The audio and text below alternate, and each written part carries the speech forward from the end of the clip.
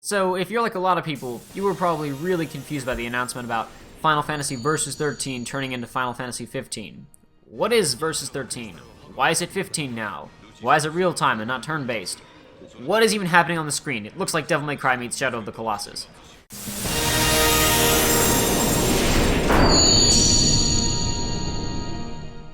Well, I'm here to talk about the game formerly known as Versus XIII. So, if you knew nothing about Versus before a few days ago and you're really confused by the new direction, or you dislike it, or if you just haven't followed Versus in years so you don't know what's going on anymore, I am going to try and get you up to speed. First off, I gotta say a few things to the people who know absolutely nothing about this game other than what they saw in that trailer a couple days ago. So, first things first. Yes, this is an action RPG. Originally, Versus XIII was supposed to be a spin-off of the main Final Fantasy series. In fact, years ago, Tetsuya Nomura said that he didn't think this game could ever be released as a main title in the Final Fantasy series, because the story, characters, tone, and gameplay were too atypical of the other Final Fantasy games. We really haven't heard much of anything about Versus since 2011. A lot of people had labeled it as vaporware, until in April 2013, Tetsuya Nomura confirmed in an interview that the game was in fact still coming out, but it had become, quote, a very sensitive issue within the company. It's really important that we consider what's happened to Square Enix recently. They wouldn't have made a decision like this haphazardly. This isn't the Square Enix of 2009 or 2010, who thought they were so almighty and powerful and untouchable that they could release Final Fantasy XIII and XIV and no one would cry foul. This isn't even the Square Enix of 2012, who poured millions of dollars into games that were never going to see massive returns. This is a Square Enix that's lost a ton of money and has a ton of fans massively pissed off at them. Square Enix has made a lot of stupid mistakes before, but they can't afford to make a mistake now. They would be approaching the next Final Fantasy game extremely carefully, so to me, this announcement means one of two things. The unlikely scenario is they lost way more money than they let on, and they can't afford to start developing a new game. But the other more likely scenario is that they think the game is good. As in, good enough to override all the breaches of tradition that it makes. Now, I know you're thinking, oh, the people at Square Enix, they don't really care about tradition. Final Fantasy XIII was linear, cut down the open world, all cutscenes, auto battle. They don't care about tradition at all. They don't care about the fans. Well, you all see Final Fantasy XIII as a betrayal of tradition, but Square, at the time when it was being made, probably saw it as the most traditionalist game ever. They say you can't drive a business by looking in the rearview mirror, but that's exactly what Square Enix was doing at the time. They were trying to distill elements from all the other successful Final Fantasy games into the safest, most risk-free project that they could manage. That was how Final Fantasy XIII came to be, and Final Fantasy XIV basically happened the same way, recycling old elements from Final Fantasy XI to try and make a quick multiplayer game. So, Square really has been run by tradition for the last couple of years. Not Final Fantasy tradition, and not game design tradition, but business tradition. The decision to make Versus XIII into Final Fantasy XV, though, that shatters business tradition. It completely destroys it, and that thrills me. Now, to be perfectly clear, I'm not saying that I or you or anybody else should be excited for this game just because it's different. Innovation does not necessarily assure quality. And I'm not saying there's anything wrong with the old style of Final Fantasy either. I love old Final Fantasy games. I have Final Fantasy 3 and 4, as well as Chrono Trigger on my DS. I have the original 4-disc PlayStation version of Final Fantasy 8. I have 7 and 9 on my PlayStation 3, and I've put so many hours into Final Fantasy Tactics A2 that I'm kind of ashamed of it, actually. However, I also think there's no reason for everybody to lose their shit over the direction of this one Final Fantasy game. And yes, just one, because they have confirmed that the next Final Fantasy game could very well be a more traditional turn-based style of game. They're just mixing it up a little bit with this one, trying something new. There's no need to freak out, everybody. Final Fantasy isn't ruined forever because of this one game. Okay, now that we've answered all of that, let's move on to the next big question. How much does this game have to do with Final Fantasy XIII? The answer? Almost nothing.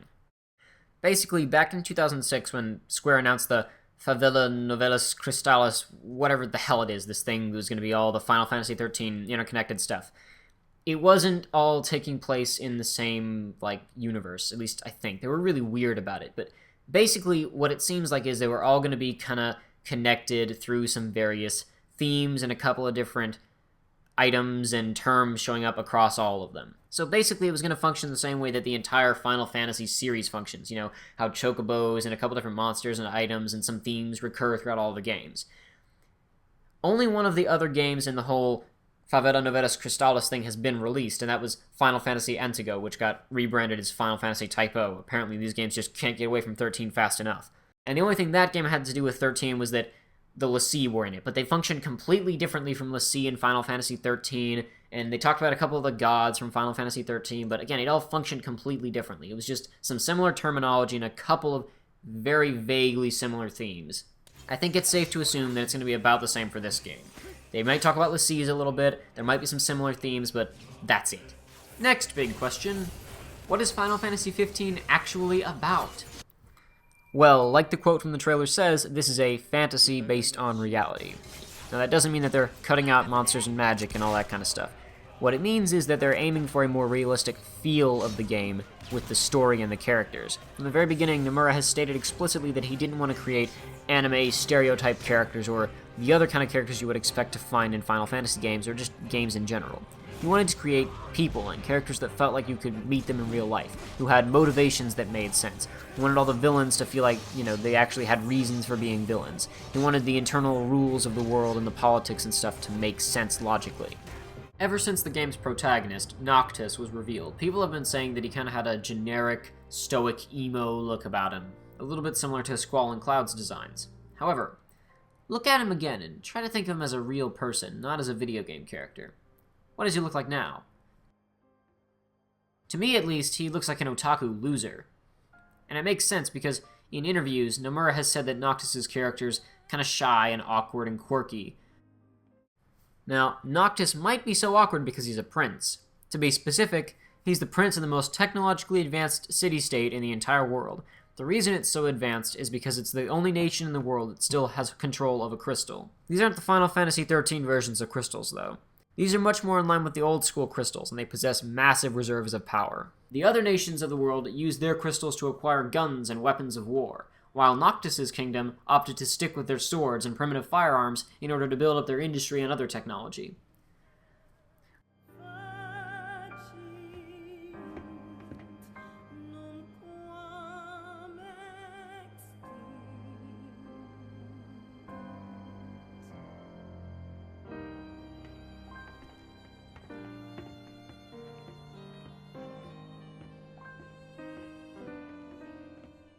Though the other nations have guns and mechs, their buildings and infrastructure are still medieval. At some point in time, all the other nations lost their crystals except for the one which resides within the city-state. At the beginning of Final Fantasy XV, one of the other nations seemingly plans to sign a peace treaty and let the city-state keep the crystal, but it's a trap! And they betray Noctis' kingdom and steal the crystal. Noctis' quest is to reclaim the crystal and bring it back to his kingdom. However, Noctis and his friends don't just have to worry about this one nation that's stolen the crystal. Keep in mind, all the other nations in the world are also desperate to get their hands on this thing, and now that it's back in play, everybody is fighting for it. One of the other parties trying to acquire the crystal is Stella, the princess of another kingdom and a friend to Noctis. Even though they don't want to fight each other, the survival of their respective kingdoms may require them to face off. And honestly, what we know about the story basically begins and ends there. Nomura has been very uptight about story details, and he clearly doesn't want us to know very much about what's going to happen in this game. One other big question people have been asking, though, is this game going to be linear? And the answer is absolutely no. From the very beginning, Tetsuya Nomura has been very clear about the fact that this game has a massive open world you're going to be able to explore. You're going to get to use cars, boats, and airships, and all kinds of other devices to get around. If you look here, even though this trailer is depicting what sort of looks like a scripted, linear section of the game, Noctis pulls up a map, and you can see that there's an entire city grid laid out underneath him. And this is some earlier gameplay from the field, where you can see Noctis and his friends moving around in the open. Nocto, 残念だ。お前はそこまで強くはない。はぁ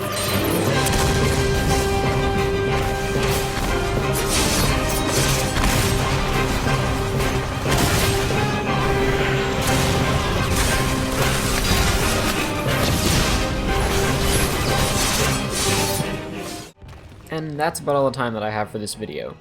But there's still more questions to be answered and things I want to address. You want to know more about the gameplay? Curious as to why it's been in development for so long? Why is the party full of a bunch of dudes? I'll try my best to answer all those questions and more in the next primer video. In the meantime, feel free to leave more questions you have about Final Fantasy XV, and I'll either address you directly, or I'll include your question in the next video. You can click in the top right hand corner to see part 2 of this series. If there's no link, it's because the video isn't finished yet. It should be up fairly soon though. Now, if you were to click the link in the bottom left hand of the screen, you'd be sent to a little parody that I made of Shinji Hashimoto's presentation at the PlayStation 4 announcement conference. That conference was ages ago. Why is the parody only out now? It turns out I'm really bad at keeping a schedule, but it's here now and you can watch it. By clicking that link, sends you instantly to the video if you click the link. That's the power of the internet, everybody.